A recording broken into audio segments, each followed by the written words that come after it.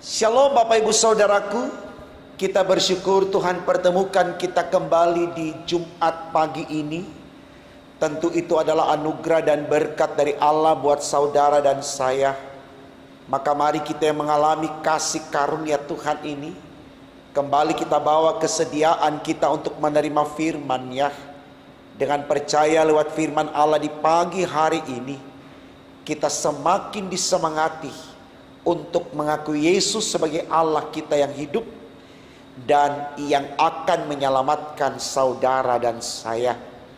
Mari kita awali dengan doa saudaraku, kita berdoa. Allah Bapa di dalam Yesus Kristus, Tuhan yang kami sembah, kami agungkan dan permuliakan. Kami datang nyatakan kesediaan kami untuk menerima firman-Mu sebagai wujud syukur kami atas kebaikan Allah yang selalu Engkau nyatakan bagi kami dari waktu ke waktu. Mari Tuhan, Engkau yang memberikan ruang dan waktu bagi kami untuk merenungkan firman-Mu di pagi ini. Engkau urapi sekalian kami, agar dalam urapan sayang Tuhan, firman ini akan selalu hidup di kehidupan kami, dan di dalamnya kami menjadi pelaku-pelaku firman yang hidup. Berfirmanlah ya Bapa di sorga, karena kami sedia mendengarkannya. Demi Yesus Tuhan kami, amin.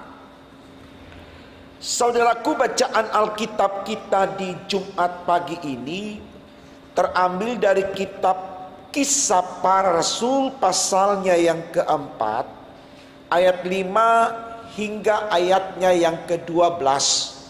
Bagian Alkitab ini dibacakan demikian. Pada keesokan harinya, pemimpin-pemimpin Yahudi serta tua-tua dan ahli-ahli Taurat mengadakan sidang di Yerusalem dengan imam besar Hanas dan Kayafas, Yohanes dan Alexander, dan semua orang lain yang termasuk keturunan imam besar. Lalu Petrus dan Yohanes dihadapkan kepada sidang itu dan mulai diperiksa dengan pertanyaan ini: dengan kuasa manakah atau dalam nama siapakah kamu bertindak demikian itu? Maka jawab Petrus penuh dengan Roh Kudus, hai pemimpin-pemimpin umat dan tua-tua, jika kami sekarang harus diperiksa karena suatu kebajikan kepada seorang sakit, dan harus menerangkan dengan kuasa manakah orang itu disembuhkan, maka ketahuilah oleh kamu sekalian dan oleh seluruh umat Israel bahwa dalam nama Yesus Kristus orang Nazaret yang telah kamu salibkan, tetapi yang telah dibangkitkan Allah dari antara orang mati, bahwa oleh karena Yesus itulah orang ini berdiri dengan sehat sekarang di depan kamu. Yesus adalah batu yang dibuang oleh tukang-tukang bangunan, yaitu kamu sendiri, namun ia telah menjadi batu penjuru.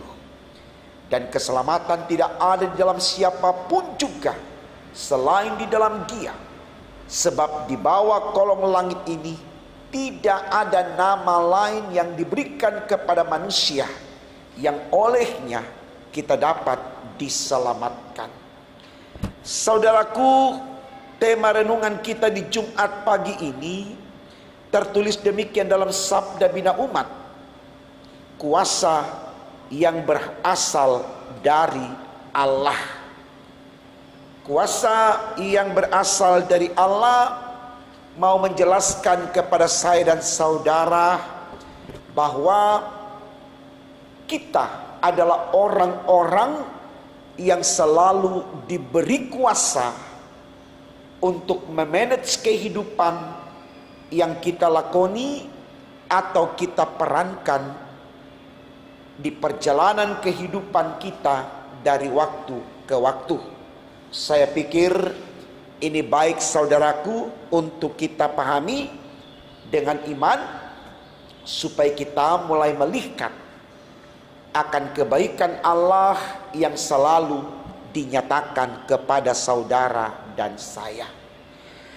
Bapak ibu saudaraku, saya sangat yakin ketika kita melihat seseorang, entah dia teman kita, tetangga kita, atau mungkin anggota keluarga kita, melakukan hal-hal yang besar, hal-hal yang menakjubkan, yang orang pintar bilang hal-hal yang spektakuler, maka tentu di situ kita memberi apresiasi sebagai bukti pengakuan kita akan kelebihan orang tersebut. Sembari mungkin kita bertanya, siapa yang memberikan kelebihan itu kepadanya? Siapa yang membuat dia bisa melakukan hal yang besar, hal yang spektakuler, sehingga banyak orang sangat takjub melihat pekerjaan tangan orang tersebut. Saya pikir ini sesuatu yang biasa terjadi dalam kehidupan kita, ya. Kalau kita melihat ada sebuah keajaiban yang dilakukan oleh seseorang, kita mulai melihat siapa orang itu, ya. Dan kemudian kita bawa dia ke dalam konteks alur pikir kita. Kemudian kita memberikan penilaian dalam ukuran kita, dan tidak sedikit kemudian kita berkata itu karena Tuhan yang memberikan. Nah, saya pikir ini baik saudaraku untuk kita renungkan supaya kita mulai memahami Allah sebagai pemberi kuasa. Ya, seperti saya katakan di awal khotbah tadi, ya, supaya dalam konteks ini kita terus menyembah Allah, karena Dia yang menentukan kekuatan yang ada pada kita bisa didemonstrasikan atau bisa dikaryakan atau tidak. Ya, jadi ini yang mau ditegaskan oleh tema khotbah kita di Jumat pagi ini, yaitu kuasa yang berasal dari Allah. Artinya sesuatu yang datang dari Allah pasti menakjubkan, dalam pengertian hal itu memberi dampak positif. Hal itu memberi dampak yang baik, ya. Jadi kita tolong bedakan saudaraku, karena ada juga hal-hal yang besar yang dilakukan manusia tapi tidak datang dari Allah, sehingga perbuatan besar yang dilakukan itu berdampak buruk, ya, bagi sesama manusia tentunya. Bahkan juga mungkin berdampak buruk untuk lingkungan di mana kita berada. Dan akhirnya oleh hal yang besar yang kita lakukan yang tidak berasal dari Allah, itu juga bisa merusak alam, ya. Misalkan dengan tenaga yang luar biasa, kekuasaan katakan demikian, lalu kita menebang pohon sembarangan, ini juga pekerjaan yang besar, ya. Sehingga orang bertanya-tanya siapa yang melakukan sehingga banyak pohon kemudian ditebang dan gunung menjadi gundul dan sebagainya dan sebagainya, ya. Jadi kita harus bedakan mana kuasa yang besar yang datang dari Allah dan mana kuasa yang ditunjukkan orang dalam kekuatan besar juga tapi bukan berasal dari Allah. Jadi tidak semua pekerjaan yang besar itu dari Allah. Tinggal kita melihat kalau berdampak baik, mendatangkan ketenangan, kenyamanan dan kebahagiaan, itu pasti dari Allah. Karena firman Tuhan sudah berkata saudaraku, Tuhan tidak pernah merancangkan malapetaka kepada anak-anaknya, tetapi menyediakan damai sejahtera, ya. Jadi ini konsep firman yang kita harus pahami, kita harus mengerti, bahwa di dalam Tuhan hanya ada damai sejahtera, ya, bukan mencelakai, ya, bukan mencederai, ataupun bukan untuk menyakiti, ya. Kita tidak dihadirkan oleh Allah di hidup ini untuk menyakiti, tapi untuk mengasihi, ya. Itu yang diajarkan oleh Yesus Kristus dalam hukum kasih. Kalau kita baca dalam kitab Injil Matius pasal 22 ayat 37 sampai dengan 40, jelas sekali ada 2 poin yang disampaikan di sana. Kasih kepada Allah, kasih kepada sesama seperti kita mengasihi diri kita sendiri, ya. Jadi penekanan kasih itu selalu yang menjadi sarana pengajaran Kristus, ya. Jadi kalau kita berkata kita adalah anak-anak Kristus, anak-anak Tuhan, maka yang ada pada kita adalah mengasihi. Ya, mengasihi artinya kita bersedia melakukan apapun untuk mendatangkan kebaikan, ya. Jadi ini yang kemudian saudaraku mau diperlihatkan oleh Petrus dan Yohanes dalam bacaan kita di Yerusalem. Ketika hal yang besar mereka lakukan bisa membuat seorang lumpuh dapat berjalan, ya. Ini menjadi pertanyaan orang banyak, sehingga mereka digiring ke dalam sebuah pengadilan, ya, untuk ditanyakan. Itu kita bisa lihat dalam bacaan kita, saudaraku, ditanyakan, dengan kuasa apa kalian melakukan ini? Karena bisa saja, saudaraku, belum ada satu orang pun yang bisa membuat orang yang lumpuh sekian lamanya bisa berjalan. Tapi ini dalam hitungan yang tidak terlalu lama, ketika Petrus berkata berdiri dan berjalanlah, ya, maka orang itu bisa berlari kian kemari, kian kesana kemari. Dan ini sangat menakjubkan. Dan tidak sedikit, saudaraku, kemudian orang yang menyaksikan pekerjaan kuasa Allah ini yang nyata di dalam Petrus dan Yohanes menjadi percaya. Mereka minta untuk dibaptis, artinya mereka mau menjadi bagian dari keluarga Allah, dimeteraikan dalam nama Bapa, Putra dan Roh Kudus, seperti amanat agung Tuhan Yesus katakan di dalam Injil Matius 28 ayat 19 sampai 20, ya. Tetapi oleh tua-tua dan ahli-ahli Taurat orang Yahudi, mereka masih kekeh dengan kedegilannya, tidak mengakui akan kemampuan Petrus dan Yohanes dalam menerima kuasa Allah yang bisa menyatakan kebaikan kepada orang lain. Sehingga dia harus bawa Petrus dan Yohanes ke pengadilan. Ya, orang, saudaraku, kalau orang sudah digiring ke sebuah peradilan, ya, bisa saja kita katakan yang diadili itu sudah menjadi terdakwa. Ya, tujuannya adalah untuk menjatuhkan hukuman. Ya. Nah, di sini, saudaraku, kita lihat dalam ayatnya yang 9 dikatakan begini, ya. Jika kami sekarang harus diperiksa karena suatu kebajikan kepada seorang sakit, dan harus menerangkan dengan kuasa manakah orang itu disembuhkan, maka ketahuilah oleh kamu sekalian dan oleh seluruh umat Israel bahwa dalam nama Yesus orang Nazaret yang telah kamu salibkan, tetapi yang telah dibangkitkan Allah dari antara mati, bahwa oleh karena Yesus itulah orang ini berdiri dengan sehat sekarang di depan kamu, ya. Jadi di sini Petrus dan Yohanes tidak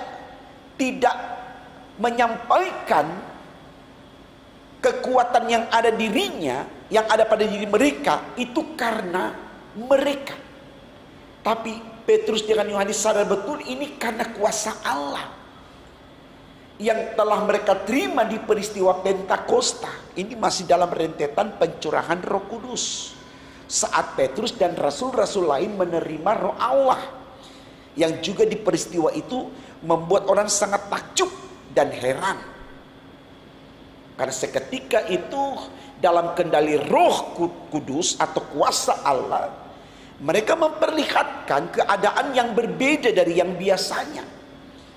Sehingga ini juga membuat mereka semakin tergerak untuk menerima Allah di dalam Yesus untuk mereka sembah. Ya, jadi ini sesuatu yang baik sekali Bapak Ibu Saudaraku untuk kita mengerti. Karena kalau saya boleh mewakili Bapak Ibu Saudara, kita pun sudah banyak melihat bahkan merasakan langsung keajaiban-keajaiban Allah yang Tuhan nyatakan di kehidupan kita. Tapi pertanyaannya, apakah kita sudah mengakui Allah di dalam Yesus secara total? Ini pertanyaan yang baik untuk kita jawab. Karena kalau kita mau jujur, di refleksi kehidupan kita dari waktu ke waktu, seringkali yang kita tunjukkan adalah kedegilan kita, ketidaksetiaan kita, ketidakmampuan kita untuk berkiblat kepada Allah, menyembah Allah, mengagungkan Allah. Kita masih terus mengejar impian kedagingan kita. Kita berpikir ini hidupku, peranku adalah menjawab keinginanku, bukan keinginan Allah. Kita lupa sejauh kaki kita melangkah mengais rezeki, pada akhirnya kita akan kembali di hadapan Allah. Artinya kita tidak akan pernah luput dari pengadilan Allah. Semua refleksi hidup kita lewat harmonisasi dan dinamikanya itu akan kita pertanggungjawabkan di pengadilan Allah. Dan ketika yang kita sampaikan kepada Allah sesuatu yang sesuai dengan keinginannya, maka kita akan dipilih, bukan cuma dipanggil, ya.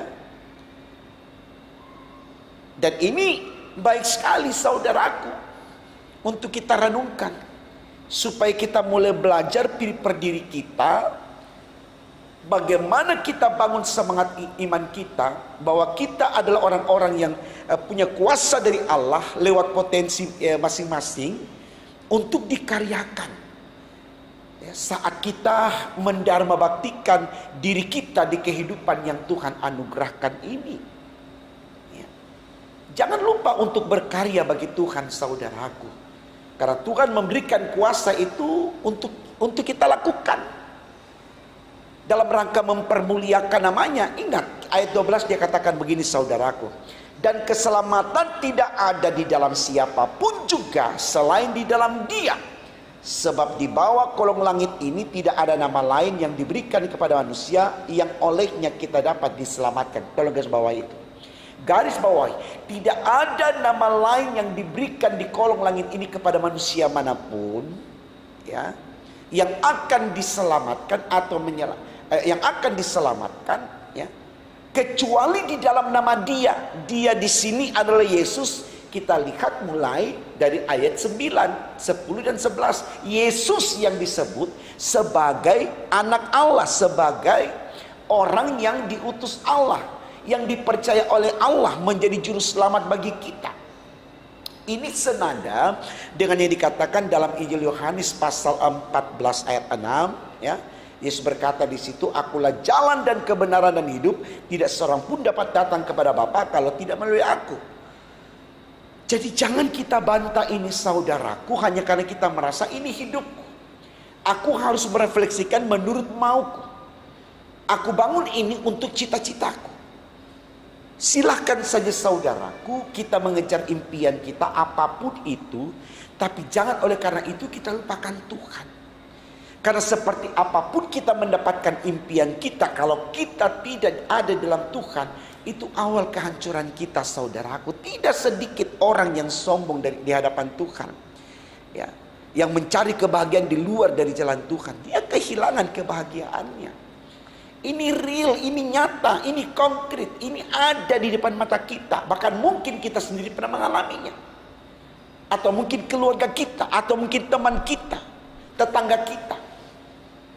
Mari kita akui ini sesuatu yang baik untuk kita renungkan saudaraku, ya, supaya kita mulai melihat seperti apa yang didemonstrasikan Petrus dengan Yohanes dalam bacaan kita. Betul-betul mereka hidup untuk mempermuliakan nama Tuhan, ya. Kalau kita baca beberapa hari yang lalu bacaan Alkitab kita, ketika, ya, seorang lumpuh ini yang berdiri atau duduk yang duduk di depan pintu gerbang gereja, katakan ruang rumah ibadah, ya, meminta sedekah. Tapi Petrus dengan Yohanes katakan, kami tidak punya sesuatu. Kami tidak punya sesuatu untuk memberikan kepadamu, tapi apa yang ada pada kami itu akan kami berikan kepadamu. Ya. Artinya kami tidak punya sesuatu yang engkau minta seperti yang engkau butuhkan, seperti uang, makanan dan seterusnya. Tapi kuasa yang ada pada kami itu yang akan kami berikan. Itu lebih berharga bagimu. Itu lebih berdampak baik bagimu daripada sekedar materi atau hal-hal yang sifatnya finansial yang kami berikan kepadamu. Berapa lama engkau akan gunakan uang ini?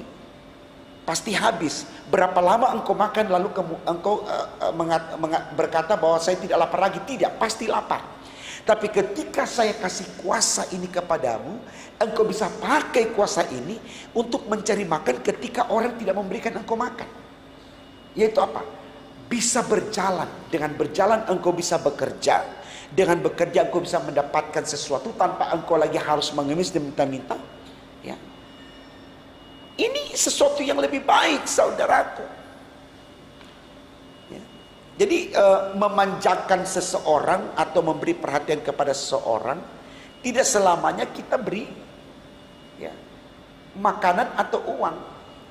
Tapi kita berikan wejangan firman yang bisa menyemangati dia untuk mengerti bahwa dia bisa mengolah hidupnya dengan apa yang ada padanya untuk menafkahi hidupnya dengan tetap bermohon kepada Allah, karena Allah sebagai penentu dalam hidup ini. Jadi saudaraku, mari kita belajar dari Petrus dengan Yohanes di bacaan kita. Betul-betul kita mau memperlihatkan kuasa Yesus yang tak terkalahkan oleh apapun.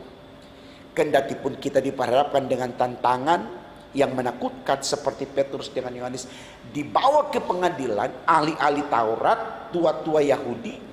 Mereka tidak gentar. Tetap mereka katakan, Yesus, dia yang memberikan kuasa. Dia tidak, Petrus dengan Yohanes tidak malu menyebut nama Yesus, karena dia tahu itulah berkat bagi mereka. Nah, mari saudaraku, dalam keadaan apapun, dimanapun kita berada, kita hanya berkata, Yesus Tuhanku, Dia Allahku, Dia Juru Selamatku. Karena tidak ada di kolong langit ini yang berkata Dia Juru Selamat, hanya Yesus.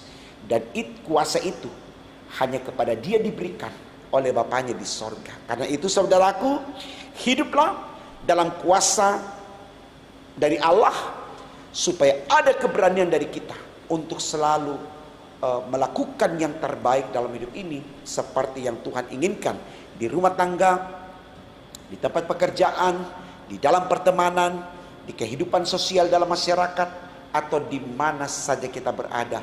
Yesus, Yesus dan Yesus yang kita sembah, kita agungkan dan kita permuliakan, sehingga kita pun diberkati olehnya. Tuhan memberkati firman-Nya. Amin. Mari kita berdoa saudaraku. Terima kasih Tuhan, karena Engkau sudah berikan kami pengertian luar biasa untuk mengerti hanya Engkau Allah dalam hidup kami. Hanya Engkau yang berkuasa. Engkau yang menentukan semuanya. Firman-Mu sudah mengatakan dengan tegas, di bawah kolong langit ini hanya Engkau yang berkuasa, hanya Engkau yang menjadi juru selamat. Karena itu Tuhan, jangan biarkan kami tergoda dengan interpretasi orang, dengan paradigma yang bermunculan, yang kemudian mencoba untuk mengganggu pengakuan iman kami akan Yesus, anak Allah yang hidup.